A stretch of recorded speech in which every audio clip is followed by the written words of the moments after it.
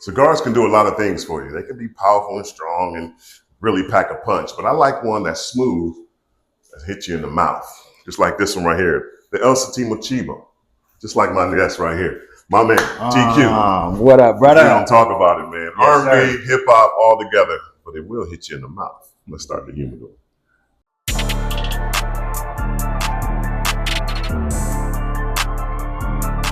Who want the smoke? We don't smoke cigars from the corner store like to welcome you to the humidor. Who want the smoke? We don't smoke cigars from the corner store like to welcome you to the humidor, right? Who want the smoke?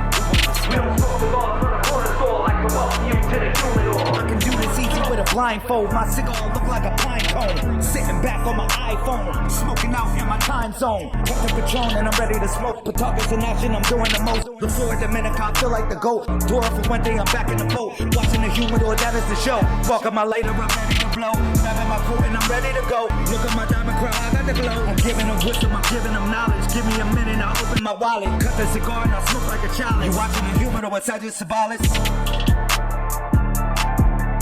We don't smoke cigars from the corner store like to welcome you to the humidor.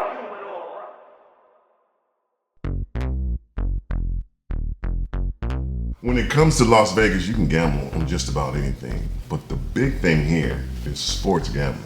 And most things that come up when you're gambling is arguments. That's why I brought the one and only guy who knows what he's talking about and argues to the fullest. My guy TQ, man. Appreciate you coming on with us, thanks man. for having me, bro. Yeah, bro. Thanks Welcome. Hey, let's get right to it, man, because my Cowboys got 5 of them things. 1, 2, 3, 4, 5. Here we go. And I just want you to pick a squad, though. That's my thing. Here we go. Pick one. I understand you want to rep Cali to the fullest. To the fullest. But pick a squad. Is it going to be the Rams today, the Raiders, No.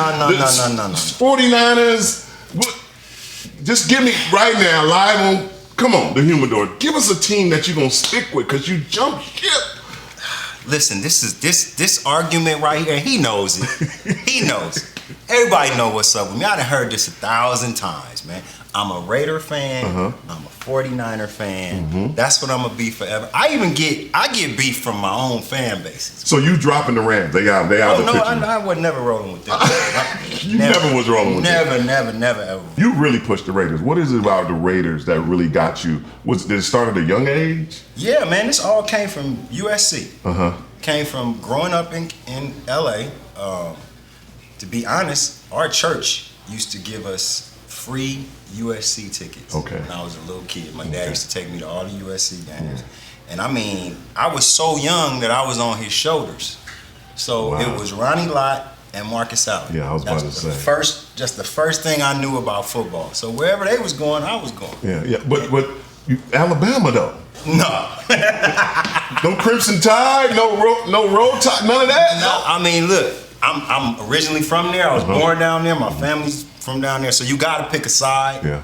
And so what was it? Was it Auburn or Alabama? Auburn. It was Auburn. So you, Barkley, rest of the guys. Yes. Bo, Barkley. Then Bo ends up coming to the Raiders. So War Eagle. Yes, sir. War Eagle. Yes, sir. Yeah. Now, I remember the days when Marcus played for USC. Matter of fact, I got an OJ story that's classic. Right? Really? Oh my God. So there's a Burger King on Exposition. You probably know about it. We used to always go to that by USC. It was a fountain. Maybe about that much water in it, but for a hood kid, that's enough for a pool for us. So we used to walk down there and jump in there. And then afterwards, coming home, OJ was in Burger King. So everybody was on OJ. OJ. Yeah. And asked some autographs, this, that, and the other. Woo. I'm a hood kid. I'm hungry. I go up to OJ. Hey, OJ, can I get a cheeseburger? So like Eddie Murphy said, I got some ice cream. As soon as he bought me that cheeseburger, I came running out like, woo. Hell yeah. So it's just so shocking that I end up, in Brentwood. And I feel you on the USC football. It was so huge. UCLA was huge too, but it was something about USC. Now I'm gonna give you some. It was in the hood. Yeah, it was us. And they was hard. They was hard. Yes. The Raiders was knock you in the nose. Absolutely. Snot coming out. Absolutely. And didn't apologize for nothing. No. As soon as they got there, they won the chip. That was Mark's rookie year, so I had just came from watching him in college play in the same stadium that he ended up playing in as a pro. So, what high school did you go to? Sarah. Oh, Gardena Sear. oh my goodness gracious. Now, I don't know about y'all. Y'all have a football team? Did we have a football team? Did y'all have a football team? I know the basketball team was nice. Come on, man. I know the basketball team was nice. We had everything. We had some athletes. We had some athletes. Now, I went to Dominguez, so we had a little cross time with the basketball team, but y'all football team, because we never won a football game at Dominguez. Well, we tied one. Shouts out to that one basketball time. was it, though. But Sarah's basketball team was real. Y'all really had some good athletes, man. Yeah. And the culture. Yeah. Everybody always talk about our growing up in LA and how dangerous and crazy it was, but it was fun to me. Yeah, it was fun. I mean, knowing what to wear, when to wear, where to be. It was a part of it. We ain't know no better. The lingo. Yeah, all the of it. lingo. The lingo was so huge. That's what they don't understand. When somebody asks you where you from, you had to really break it down. Real talk. Like not only, your corner, your block, or who you representing, and also the way you said it. What neighborhood did you live in? I lived off of El Segundo and Central, so I was on the Crip side of El Segundo. Centennial was right here, and my block was Carver Park. Yeah, and that's what I mean by you got to know what to wear and where to wear. Exactly. Because you walk across that street, it's a whole different deal, it's man. A whole different Politics deal. of growing up in LA, man. I always people are so fascinated when they listen to us talk just about the politics. How like our school games were so gang related because of where our schools were. Yeah. Like, you had your high school rivalries, but you also had gang rivalries within those high schools and against those high schools. So my first day in high school, I wanted to go to Fairfax because, Red Hot Chili Peppers had dropped and, Melrose was just the place to be. Yeah. But my mom shipped me with my brother to Dominguez in Compton. And my first day, I got the full extent of what you're talking about because all summer gangs, they got time. They ain't got to go to school. They want to bang on each other. And then the first day of school, they see each other at school. Oh, they go so-and-so's blood. They go so-and-so's crib. And it was always a shootout. Talk about the not only the rivalry of the games, but the sports on how you had to act accordingly when you went to different territories or hoods or neighborhoods. It was rough to navigate, man. And then our school colors was blue and red. So we had a blue jersey, we had a red jersey, and we had to navigate when we was playing, using what jersey wear. For me, it was academics got me at Sierra, right? My dad was like, you ain't going to Centennial. And I was like, thank God, I ain't going to, I'm not trying to go to Centennial. Lived in the wrong neighborhood to go to Centennial. So I ended up getting a scholarship, but getting to school, I had to go all the way from Compton and Watts to Gardena.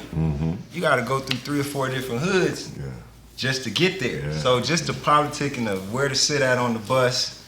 Don't miss the big homie catching a ride. So get out of football practice and run to where you're supposed to be. Shouts out to the RTD, rough, tough, and dirty, man. You have to, dirty and dangerous. You have to maneuver. You got to know your schedules and your transfers, man, to get around LA because everybody wasn't privileged to have those rides, man, and stuff like that. Your pops was strict on the educational side. Oh, yeah. You talked about the church giving you guys tickets to USC game. Was that where the vocals started for you? Yeah. In the church? Yeah, absolutely. You in the choir or you just listening? I was in the choir. I was in the choir for when I was a kid, but as I started getting older, I think my pastor started getting hip to, like when church was kind of down, when everybody wasn't into it, he'd look behind the pew and say, Brother Quakes, get ready. I need a solo. So he'd get up on the top and take it to another Before we start, Brother Quakes gonna come up here and bless us with a little amazing grace. And then you see everybody getting, how old were you then? Oh man, I was young. I was 7, 8, 9, 10. Oh my I was God. young. So, holding down crowds at that age. And that's how it started. That's how there was never any nervousness or anything with me when I started, actually getting into my artistry because I had so much practice at church. And then you know how like churches would travel to other churches, choirs would go sing in other. Man, it was like a battle. Yeah, and LA was so full of music at that it. time. Motown had moved from Detroit to LA. Exactly. And, Michael, Lionel. I mean, just everybody was recording out there. What inspirational besides the church when you started singing? It was like, I can do that. Yeah. So I mean, obviously everybody watched Michael, but who else really kicked in for you? Like, yeah, I can do that. You know, my parents, man, they were such music lovers. My mom had all the 45s. My dad had all the LPs. Yeah. And then Pops was in the Navy, so he had done a lot of stuff in Japan, and he came home with this huge system. It was called a Sansui with the big knobs on it. It's got the 4 speakers. Nobody had 4 speakers back then unless you was jigging them together. And man, our house, it was just loud. Yeah. So I could just play records constantly. They would always have parties on Friday nights. And it was just Motown. But on the outside, in my Walkman, I'm listening to NWA.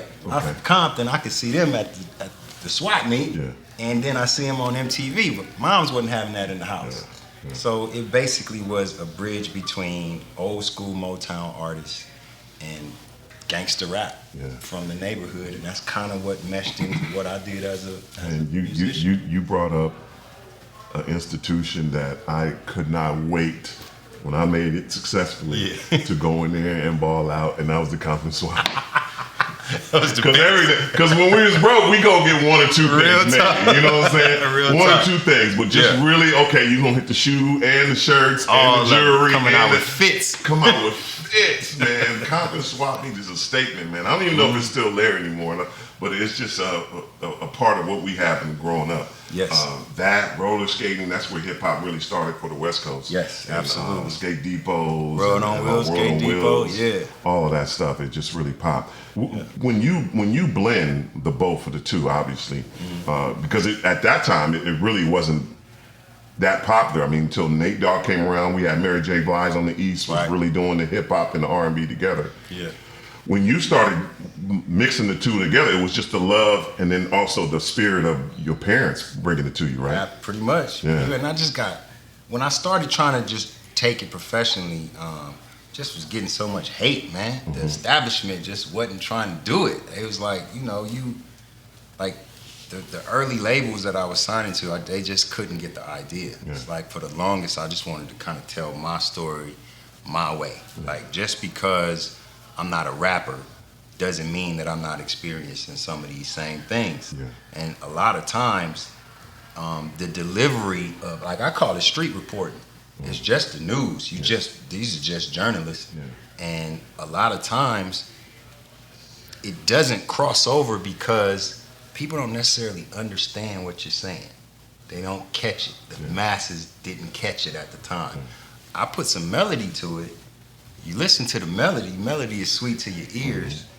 Once you catch the melody, you can figure out what I'm saying after that. And at that point, it's stuck because you recognize that melody. I'm kind of piecing it together now that you said that you started in the church because, your songs are basically a sermon. Yeah. And the rhythm is kind of a way. And absolutely. And then you didn't have that look. Like, I love Joe to see the fact that they brought on, like, you don't have to be in a suit and a tie and a 3-piece suit to sing R&B. I mean, then Boys Men hit us with the ties and the big shorts. And another influence was New Edition. Oh, yeah. Yeah, New Edition. When they really, after they were done with the popcorn, they came with a straight fashion that had all of us who knew in the inner city, like, that's how I want to dress. Absolutely. And you came across so well. Talk about when you first got on, when you first signed, and the excitement of that, the pureness of it. Yeah, it was a whirlwind, man, because it just went all of a sudden. It seemed like a switch hit. I'd done all of this struggling trying to get my way out there, and then all of a sudden it just took a couple of people to catch it, like it, and co-sign it. Yeah. And then it just became like a bidding war. Like overnight, I was able to, I was signed to Atlantic, and they just had a different idea for what they wanted me to be. Shiny suit, go learn how to dance. Yeah. I mean, I can't dance. I'm not doing this for that. I ain't trying to do all of that. Yeah. And all of a sudden, I just started being the guy at the studio. Yeah. All around LA.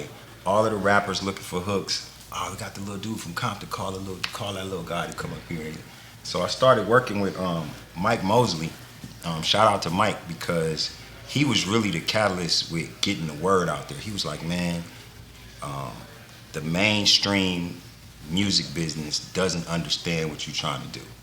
You know who's gonna understand it? The Bay. Wow. Come with me to the Bay. Wow. So that's what I did. I went with Mike to the Bay. Mike introduced me to everybody. I was just in the studio. And I'm looking around, looking at people like Mac Mall and Messy Marv, San Queen, all these dudes. I'm like, they don't play none of these dudes' records in LA. Everybody up here balling. Yeah. So Mike was like, man, it don't take all of that. What it takes is paying attention to the part of the country that supports you and then branching out from there. Yeah, because the Bay and LA didn't really, I think, was it Short who kind of made that break? Because I remember a guy, rest in peace, Tweety Birdlow, who did Banging on Wax. Tweety Birdlow who did Banging on Wax. We went to high school together. He went to Pittsburgh Junior College, and he brought back Too Short. And I was like, obviously Freaky Tales was 17, 18 minutes long. I thought it was knee deep back in the day. And just Freaky Tales was just the bomb. The beat, it was simple, but you wanted to just keep like, man, who can remember all this? It's like when Rappers Delight came out. Yes. Everybody want to see who can rhyme Freaky Tales the longest. But that Bay, you're right, that mixture didn't really go until Short came in. But then when it did, it kind of blew up. Was this before or after Westside? This was before Westside. This was before Westside. So when Westside was coming together, you in the studio, did you hear the track first or did you write the track first? I heard the track. I walked in the studio and I wanted Mike to play me some beats. And he was playing some stuff and I was picking a couple of things, but Femi, my man Femi Ojetunde, he's a Nigerian musician, one of the best piano players I ever met in my life. And Rick Rock, my man Rick Rock was sitting in the studio, beating the drums. Femi was playing this melody. They both had on headphones, and I'm like, every time Mike stops playing tracks in the control room, I'm hearing what they playing in the vocal room. And I'm like, man, what is that? Can I write to that? I want to write to that song. And he's like, what do you mean, what they playing right now? I'm like, yes, whatever that is, can I write to that? And Mike was like, man, he want to write to that what y'all playing right now. Wow. So they just kept playing it, man. I swear, I don't think Westside took 30 minutes, bro. Oh my God. It was just that magic, man. Hold that thought. We're gonna take a break and come right back. Because even now that you're telling me, the piano part is what grabs you first. Absolutely. Don't go nowhere. It's the Humidor.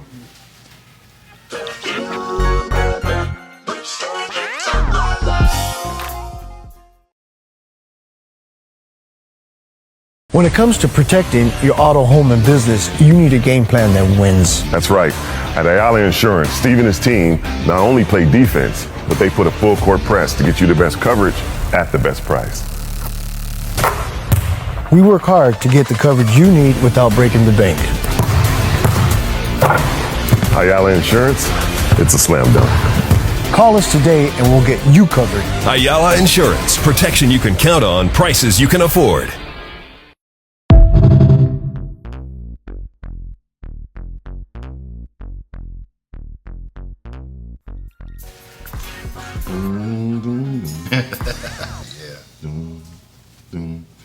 And the timing of that song was just the soulfulness of it. Let's go back. Yeah. You heard the track. Yeah. You told them, hey, I need to get on this one.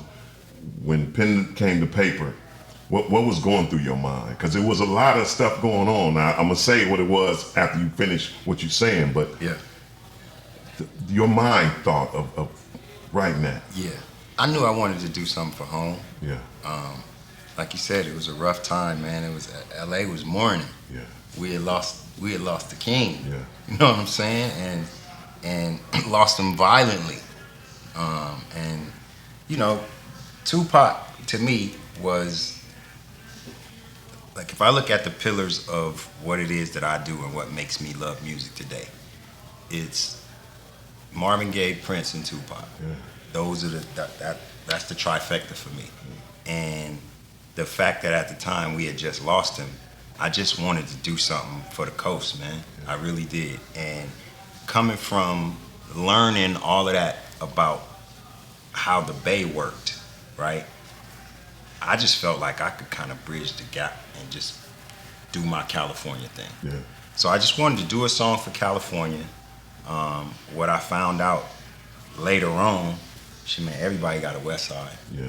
Everybody got a Westside. Yeah. They got Westside in Germany, Belgium, Australia, Japan, and that song is taking me to all of them places. I mean, it's a Pacific Coast Highway song. 100%. Even though it's only one Pacific Coast Highway, Yeah, real talk. you can ride that thing with the top down, Yeah. and whether you with a bunch of people or anybody. Yeah. And also, our icon, homie Eazy-E, we passed. Yes. And for a young black man Yeah. growing up in LA, now we're successful.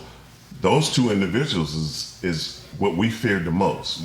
We didn't want to end our life to gun violence. Real talk. And we didn't want to end our lives because of the sexual preference or we had Straight did. up. So when you created that song, it just woke everybody up. Even though they punched us in the mouth saying Eazy's passed. Yeah. They punched us in the mouth and saying that Tupac passed away. Yeah. But when you first heard it Yeah. on the radio, Yeah. give me that moment. Well, I had been in a little singing group called Coming of Age. Coming of age. Yeah. And we had dropped a little record, and that was the first time I actually heard myself on the radio. Yeah. So But that's the group form. I the know that was the form. group form, but the crazy part is my first song with them I heard on the radio in the same stretch of the 91 freeway wow, in Carson same time. that I heard Westside. Oh my God. Literally in that same Would you stretch for the speak? first time. Yeah, you already know. You know, by that time I had bought me something cool. You know what I'm saying? So yeah, I was speeding. The 110 and the 91 is just they can just fill up tickets all day on us because All day. those two stretches, man. Yeah, people you be trying to flying. smash. They, You trying to they smash. be flying. So you in the whip? Yeah. Were you dolo? Yeah, I was by myself. Dolo. I was And by myself. Was it an announcement or was it just a radio drop and then it came on? It was Julio G. Ooh. Yeah, it was Julio G. I think he had played it on Westside Radio. Yeah. And I want to say I think I was on the phone or like about to make a call or something. Yeah. You know, when he had the big joint connected to the house and Alexis phone right here. And I was getting ready to make a call. And I'm glad I didn't make the call earlier than I did because I would have missed it. And then the radio, I turned it down because I was getting ready to make the call. And then I just kind of heard my name and turned it up. And Julio was saying, hey, this is the new one from TQ. And I'm like, oh. Turned it up, listened to it. I said, yeah, we here now. You're listening to it because it's you. Yeah. But are you listening to it like we listen to it? Yes. Like let me take the seat back. Yeah, a little bit. yeah. All of that. All Yeah, of that. Let me yeah. lean back. Let me relax. Let me put this phone down. 'Cause It's the moment I've been waiting 91 for. got these on. Yeah. If you ever go on the 91 You freeway, already you know know. it's got some dips that sometimes they be on beat, sometimes they don't, but they help you flow. Absolutely. Especially you got them shoes on there. You know what I'm saying? Man, what was you sitting on? I was sitting on some 20-inch Oh, you was Inkies. already on Dubs? Yeah, I was on Dubs. I was on Dubs and Inkies, man. Yeah, you was ahead of the time, Yeah, man. yeah. I was still rocking Dayton's, man. Oh, D but discs, see, 6 or 8s, man. Yeah, but you come on, you already know what you was rolling. You know. Let's not start about Crenshaw, man. I couldn't help it. I don't get that. that. Was me, man. I had to have me some Dayton's, man. Yeah. My first car that I bought after getting in the league was a Cherokee. I put that on Dayton. Yeah. I put my Mustangs on Dayton. Yeah. I put my Chevy Impalas on Dayton. Yeah. That was a real choice for me. It Real took me talk. a long time to switch. I It hear took you. me a long time to switch. Yeah. So we'll talk about how it feels to have, like, TQ gonna be gone in 100 years. Yeah. Father Time is undefeated. 100. 200 years. Your baby's is gonna hear that song and Yeah. go, that's my great grandfather, man, Yeah. right? Just like we hear Ray Charles and Ella Absolutely.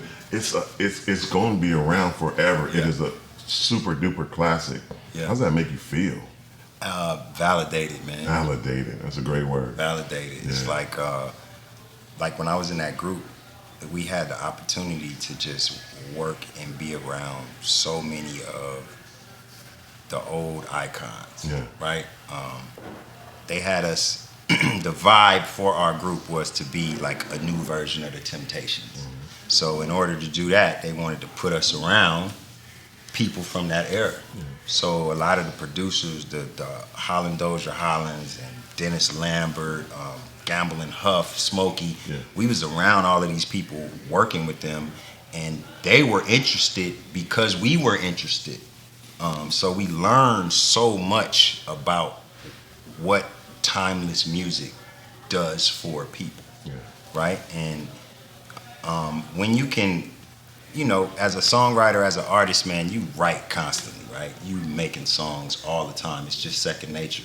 When you get that one that touches people, that one that'll last, even to this day, man, it's like the song comes on and people, they might not even recognize me. I could be sitting in the corner somewhere and the song comes on and people are just singing it like they know all of the words. You see their eyes floating off to some time when they remembered it come. It just has an effect on people. And when I say validation, I'm not comparing myself, but that's the feeling. The best Marvin Gaye records and the best Prince records and the best pop records, that's what it does to me.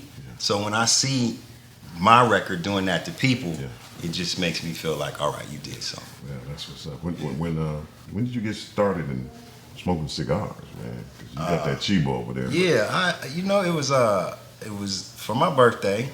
I want to say it was right around the time when I was dropping, so it was 98 maybe. 97, 98. Yeah. I went to Aruba and got a hold to a real Cuban for the first time, and this guy said, "I smoke this and smoke that," and he said, "Which one you like better?" I said, "I like that one way better." He was like, "Well, this is a fine rolled Cuban cigar, and I'm gonna give you a pack up. You take with you. Say hide them because you're not supposed to take this back." Yes, sir. Yes, sir. So that's my bucket list right there, to get to Cuba, man. To Yeah. get to Cuba and actually get a real Cuban cigar and just, you know, I'm gonna play Westside and reminisce. So that's a great thing about these cigars, man. They really, you know, bring out the communication in everybody, the relaxation, they royalty, obviously a tremendous status.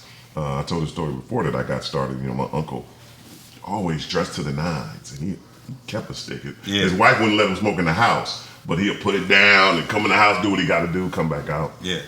It was just great, man. It was just great. So from Westside, you make a switch. You go down south. Yeah, man. Cash Money. Yeah. Was it Cash Money? It was. Really Cash Money? Yeah, it was. That's what drew you there, or just the feel of where they were headed? You know what? What drew me there was their love for my music. Okay. Everywhere I went in the South, people would always ask me about Baby. Baby came in here, man. You seen Baby? You know Baby? I'm like, man, I don't even know who is Baby. I don't know who Baby is. Juvie would hit the spot. I would hit the spot after him. I would hit the spot. Juvie would come after me.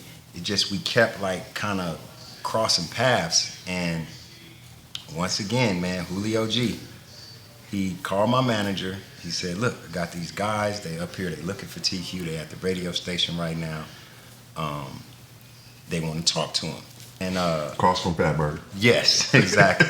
And I went there to meet him, and I was mad because Shaq and Kobe was in the finals, and I'm trying to rush home to see the game. Yes, She's like, "No, you gotta go." So I ended up going, and I met them in the lobby. Slim comes out, and he's like, "Man, we just wanted to tell you, like, we love your music."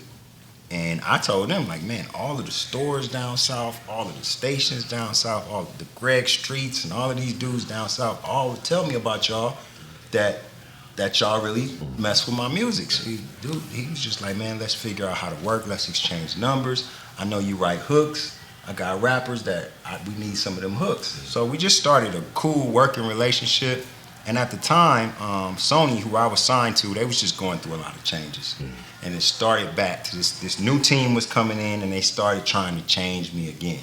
And I'm thinking, man, come on now. I didn't cut my teeth in this. I got receipts. I got a good couple of records, like let me do me, but they minds was going somewhere else. Slim and Baby knew that they were going somewhere else because they had conversations with them trying to buy me out of my deal. Gotcha. And Sony had told them, look, if you keep coming up here talking about our artists, we're gonna sue you for tampering.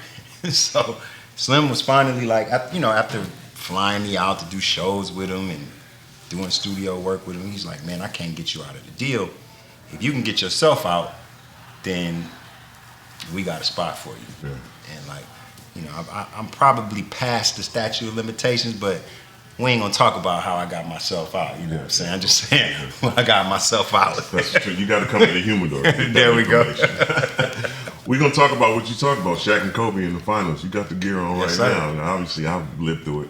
Yes, sir. Don't go nowhere. Let's talk Lakers. It's the Humidor.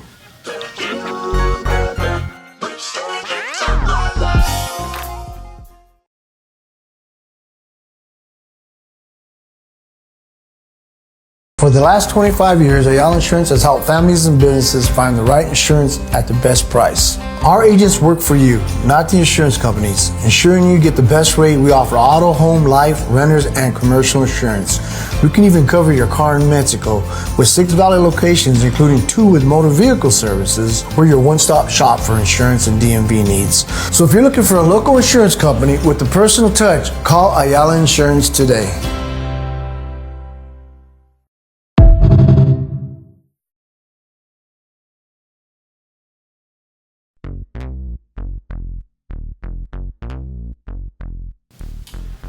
Eight or 24. Doesn't matter which one you choose. Me, he family. I like it, bro. I like the 8. Yeah. I like the 8. You're talking about Kobe Bryant, late great sir. Kobe Bryant, man. He touched the world. Yes, he did. With his tenacity and the way he played. What is growing up in LA, being a Laker fan? Yeah. What's Kobe mean to you, or what did he meant to you? It's my favorite athlete of all time, any sport. I've always loved sports, right? Y'all was a fun team, right? Y'all was big fun. Shout out to Go. Nick. Shout out to Eddie, Oh. Ellen, Blotty, Oh man, Pig, man, AP. yes. But I'm looking at y'all as grown men. I'm a younger man. Yes, sir. Kobe was the first one that came in that was younger than me. You know what I'm saying? So I look at him different. It's kind of like I'm growing up at the same time as he's growing up, where y'all was already there. So we come to the forum looking at y'all like them the big homies out there. That's the little homie right there, and he's balling. So to just kind of watch him, you know, go through his ups and downs and just show that perseverance that just Kobe makes you want to work. If he made me want to work and I'm not a ball player and I wasn't around him like that, I can't see how you can be around him and not be able to just snatch some of that from him, because it was infectious. From day one. It was infectious, man. From the first time that one of his first interviews when he first got there, it was just, you could just see the grind. You could hear his teeth grind. He was just ready. So that stuck with me, and I got so much just memorabilia at home and just stuff that I go to every day. Them times when you don't want to get out the bed, them times when you don't want to go to the gym, them times you don't want to rehearse, you don't want to do this, you don't want to do that. I always go to him because it just did something to me. Yeah, I was at that press conference that you're talking about, and obviously he leaves there and goes and plays. Just the worth ethic. He leaves there, goes and plays Venice Beach, breaks his hand. Yeah, sure starts did. training camp in the cast. Sure did. Sit down, Kobe. Sit down. Didn't want to sit down. No. Once he got that cast off, though, this shed a new light. All of us, because we always like, when he said, man, I'm going to be better than Jordan. And we were like, obviously, because Jordan was that pinnacle at that time. But he would leave us pros making, he came with 60, 70 million in his pocket already. So he didn't have to work harder, Right. But the fact that he would leave us pros in practice, maybe 12, head over to UCLA, play with Baron Davis and Matt Martin and all them cats, and go at them. Yeah. Then leave UCLA, and that's about time high schools was letting out. He'd go over to Palisades and start cooking the high school players, which he really was. He's only 18 He's one of them. years old. It's crazy. And to be already 60, 70 million in the tank and still going out doing that. I mean, unbelievable work ethic. And I think, like you said, the way he grew, you grew, and it was kind of like an infectious way. Talk about LA when Lakers. LA is a lot better. I love the Dodgers, don't get me wrong, I'm a Yankee fan, I love the Dodgers, but when the Lakers is balling, the town it's a Nothing different like town. Nothing like it, man. It's nothing like it, man. Nothing like it, man. Just the pureness of it. We grab so many cultures together. Absolutely. From the black, the brown, the white, the yellow. Everybody just comes together. Yeah. When the purple and gold is booming, man. Yeah, it is, and it's like it's so, you know, I look at baseball and football. They're big sports. It's a big spectacle. You know what I'm saying? The basketball gym is more. Everybody's up on each other. It's personal. You know, it's personal. Yeah. Exactly. So that's the same way it feels. Like we're close to y'all when y'all out there balling. Like if you sitting, somebody can fall into you. You know what I'm saying? I say that all the time because this is the only sport. Even if you the best to ever do it, Mike, Kobe, Shaq, whoever you want to say the best is, there's no way you can do that in any other sport. Babe Ruth, Derek Jeter, you know, anybody that you say, any football, you can go Joe Montana, you can go anybody. Yeah. You can't buy a ticket and be right next to Joe Montana while he doing Joe Montana things. Exactly. You like you said, Michael Jordan will fall into you and Right. then shoot and dunk. And you can see it on their face. There's no helmet, so you get real personal about it. But the Exactly. city of angels, man, really embrace street names and all this other stuff that they do. You remember your first Laker game? My first Laker game, yes, I do remember. It was, I want to say, 82. Ooh, Showtime. Yeah. Yeah. Yes. Yeah. Me and my Yes. dad. My dad was an accountant, and he used to work with the National Sickle Cell Society, and he was always coming with some tickets from somewhere. And I remember going in the game, man, and actually met Magic after the game, got an autograph and all of that. Wow. Yeah. I was this close to meeting Magic one time. I saw his shoe getting a limousine. Magic Really? Johnson Cookie Company. Yeah, yeah. He came over.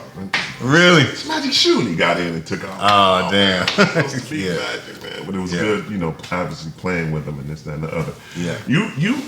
You jumping in a whole nother spectrum because you love sports and entertainment. Yeah. But you got an eye, man. Yeah. You got an eye. Talk about this photography that you Yeah. into now, man. That really is just blowing up for you. Man, I've always loved photography. I've always been in some country, buying some camera, you know what I'm saying, taking pictures of this. And I used to love history when I was in school, so music took me to so many different places. All of these things that I read about and learned about in school, I wanted to see them from my own standpoint and have a record of it. So I would always find me some hot new camera in Japan or something and just take it with me and just shoot. And I hadn't had any training or anything like that. And I think, you know, I always tell people like music was a second love. Yeah. It wasn't the first love. Yes. The first love was football. And I just do, come on, just it stopped. You know what I'm saying? So Don't tell Barry Sanders that. Don't tell Barry. right, exactly. But you know, the camera now has allowed me to get up close and personal with what I love. Yeah. I love music, but I also love sports. And with my company, like Franchise Sports Media, we're officially credentialed media here in Las Vegas. And we are the hometown sports news network for the Raiders, Golden Knights, the Aces, UNLV, and pretty much UFC, everything that comes to Vegas, which is a lot of stuff these days. Yes, sir. So it's definitely allowed me to kind of live out the second/first dream, you know, from a bird's eye view. Yeah. And when you love the game of football, man, I tell people all the time, it's a unique position to be in, to have a love for the game, a knowledge of the game, but to have music ears, right? And to be on a sideline with the camera. I can hear everything. I know where the next play is going. I know when the defense is frustrated. I know what plays they're gonna run. I hear them, and I'm recognizing my colleagues, as great as they are, they don't have that advantage because of those ears that have been trained for so long in studios. They're strong. I can just hear further than most people can. So it just makes the job that much more fun, because to have watched the games for so long and now to be this close, it's like being being an avatar inside of like a metaverse or something. Because you just being an athlete is a big opportunity to be in the sports. But the biggest thing that athletes have, the great ones have, is the way they anticipate. And you happen to be a sports player before, especially with football, you can anticipate those big moments before any other one who has never, experienced that. So, Montana the Rice is about to come. Let me get on Rice because I'm out of here. You already locked and loaded and rocking it in. Yeah, that's huge, man. Have you had a bad incident where they coming at you because they full speed ahead? And you what goes first? What you think about first, the camera or the body? I gotta think about my lens, man. Take me out. I can fix that. I'll get better. That lens. Because them lenses be $5, $6, $7, $20 million. Yeah, some of them ain't no joke, man. We got a couple of them, bro. That's like, here, take my rib. Just give me my lens. Just keep my lens on. And crazy. That I've had a couple of run-ins. But the worst one I got was WNBA, man. It felt like half the team just literally just fell into me. And boy, I was down for a couple of days. Did you get it away from the head or did you just take it? I took, I'm my lens. Yeah. So I'm doing all of this, but I got feet in the back, knee in the head. It was a scrum. It was a mess. It was a mess. All of them football games, and it's the WNBA game that took me out. Well, the Aces, man, they doing their thing out here. Yes, I love watching them, man. Yes, we got to get Kelsey Plum on here because she got her own stick. Yes, she does. Asia, she just, man. It's just fun to watch. I just love the way that Mr. Davis has put together the sports here in Las Vegas, cracking that code because everybody was afraid. Remember the All-Star game was here, man, and the difficult. I mean, less than 2 miles. That was a mess. From hotel to the arena, 2-3 hours. Yes. Like, we're not gonna be able to have sports here. They're not gonna be able to get them to us. That was a mess. But the way he has put it together, and I went out to the facilities and seen the facilities, and he really taking care of the player. He's taking what his dad has done and to a whole new level. And it's good to see that too. Yes, he has. He's woke this city up, man. It's like this city is going sports crazy. And I mean, all the way from the government and the leaders, all the way down to school kids. Like this place is. I remember when we first started, man, 2019. That Aces Arena, man, there was nobody in there but us. Like you could. Man, you could burp and they hear it way over there. It's amazing what one pick can do. Change. I mean, we talked about the Lakers. I mean, Lakers wasn't the hottest ticket till 32 came, and then look where through the roof. It just takes it's it still off. There because of that. It's still there because I always say that, man. Yeah. A lot of people disagree with me. I think Kobe might be the better basketball player. Yeah. But Magic is the best Laker I'll never know. I think, in my opinion, the way he embraced the city, the things he do for the city. I mean, if they both walked in, I would love for them both to walk in, but Kobe's not with us anymore. Right. Just the way, as a kid growing up in L.A., man, I love him. Magic had an impact, man. Magic had an impact, and like he was bigger than life. Yeah. He was everywhere. Hugged and smiled at everybody. Man. You felt like you knew him. Man, that's crazy. Yeah, the sports here is about to grow, man. Look, Oakland. They made the transfer. Are they gonna call them the A's or the Vegas A's? Or they will be the A's. They'll be the Vegas A's. They're keeping everything pretty much the same. I mean, they got such a rich brand. It's been down for some years, but will they go black? I hope they. I'm petitioning. We got to get a third uniform, please, an alternate joint with the black and silver. That's what we do out here. Come on, y'all. Yeah. Come on. I understand the green and yellow, but give us one for the city. Yeah, that's true. But that stadium is going to be something to see. What about hoops? You think LeBron's going to be? Somebody is coming. Somebody's coming, man. Because whenever you have $1 billion developers coming out here and building arenas, and they ain't even got a team yet. They ain't gonna build it for nothing. Yeah, something's coming. We got to fill that thing up. Yeah, that should be sweet. If they get Vegas, because most of the time it has to happen in twos. Right. Because West Coast gonna have Vegas, they gonna have to rebirth Seattle. Got to rebirth Seattle. That's a shame. There ain't no ball up there, man. It's ridiculous, man. Come on now. Come on, Sir Mix-a-Lot. Come on, put your Let's go. Sean Kemp, Barry Payton, put the plan together to get basketball back. And I'll tell you what, it's a great life. And you living it to the fullest. I appreciate you, man. Come on, man. I told you. You historic. You're gonna be around for a while. I get emotional every time. Every time we go live on social media, we get to arguing about 5 championships. Oh man, come on with all this 5 championship stuff, man. It is what it is. I had no kids then. I got grown kids now. Doesn't matter. So you saying just like your song is historic, you gonna take away? You can't take away them 5 championships. You know what my problem is with y'all, man? Tell me. We win? No, you don't. That's my problem. That's my issue. You act like you win, but you never win. You ain't no better than the Raiders. We're in the same position. You win 12 games a year and don't do nothing. No. We're not in the same position. I think I sent it to you on social media. The most wins by, the most losses by an NFL team is the who?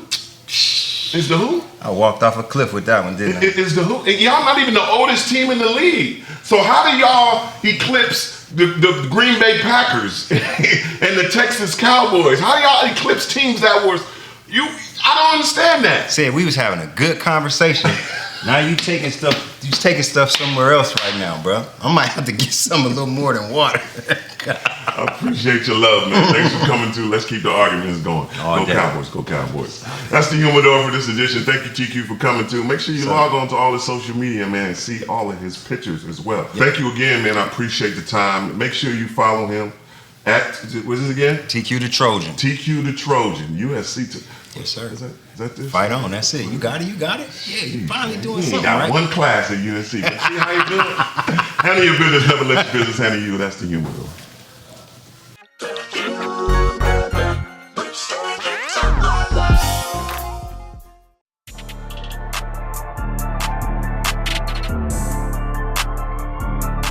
Who want the smoke? We don't smoke cigars from the corner store like to welcome you to the Humidor. Who want the smoke? We don't smoke cigars from the corner store like to welcome you to the Humidor, right? Who want the smoke? We don't smoke cigars from the corner store like to welcome you to the Humidor.